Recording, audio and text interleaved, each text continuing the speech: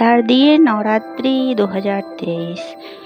नवरात्रि में माँ दुर्गा सप्तशती पाठ करने के क्या है नियम, भूलकर भी ना करें एक काम। जय माता दी दोस्तों, सब्सक्राइब कर दीजिएगा मेरे चैनल को और लाइक कर दीजिएगा। 15 अक्टूबर से शारदीय नवरात्रि शुरू हो रही है। श्रद्धालु विभिन्न तरीकों से माँ को रिझाने में लगे हुए हैं। कई लोग इस दौरान दुर्गा सप्तशती का पाठ जरूर करते हैं।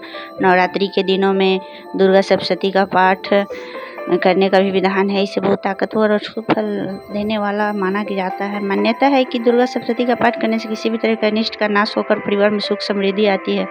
पर क्या आपको पता है, अगर इस व्रत को ठीक से न किया जाए तो इसके बुरे परिणाम भी झेलने पड़ सकते हैं। आप भी जान ले दुर्गा सप्तशती पाठ करने के सही नियम क्या हैं।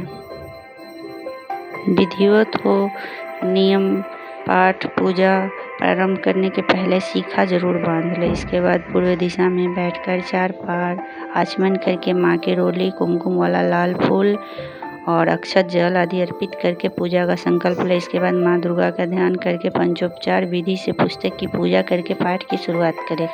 इसमें सर्वप्रथम अर्गला, स्तोत्र, कीलक और कवच के पाठ करें, फिर पाठ की शुरुआत करें। इन बातों का रखे ध्यान।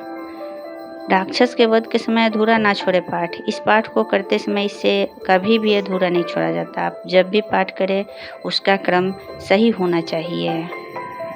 पाठ में जब माता किसी राक्षस का वध करती है उस समय उसे बीच में अधूरा ना छोड़े, बल्कि उसकी समाप्ति के बाद ही पाठ का विराम दे। ऐसा न करने पर आपको शुभ फल न मिलकर प्रतिकूल प्रभाव झेलना पड़ सकता है। ज्योतिषाचार्यों की माने तो दुर्गा सप्तशती का पाठ करते समय शुरुआत में अर्गला, स्तोत्र और कवच का पाठ उस स्वर में करें, जबकि समापन मंद स्वर में होना चाहिए। तो वही कीलन का पाठ हमेशा गुप्त रूप से किया जाता है।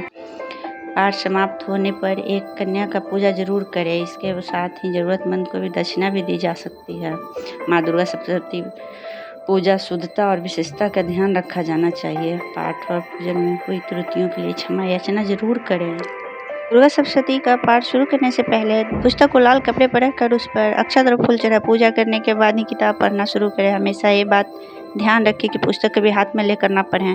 शास्त्रों में पुस्तक को कभी भी हाथ में लेकर पाठ नहीं करना चाहिए, उसे किसी लाल कपड़े में लपेट कर ही रखना चाहिए। दुर्गा सप्तशती का पाठ करते वक्त आपको कभी भी विराम नहीं लेना चाहिए। जब भी आप दुर्गा सप्तशती का पाठ शुरू करें तो बीच में रुकना नहीं चाहिए।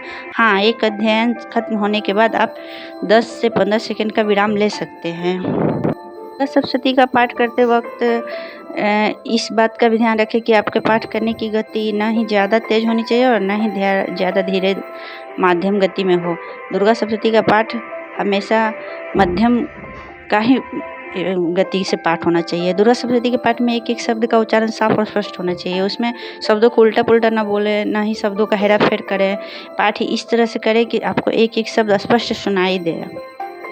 दुर्गा सप्तशती का पाठ करने से पहले पुस्तक को नमन और ध्यान करें। इसके बाद ही पुस्तक को प्रणाम करके पाठ शुरू करें। अगर संस्कृत भाषा में दुर्गा सप्तशती के पाठ का उच्चारण करने में कठिनाई हो रही है तो हिंदी में किया जा सकता है, लेकिन पढ़े और सही और स्पष्ट बोले।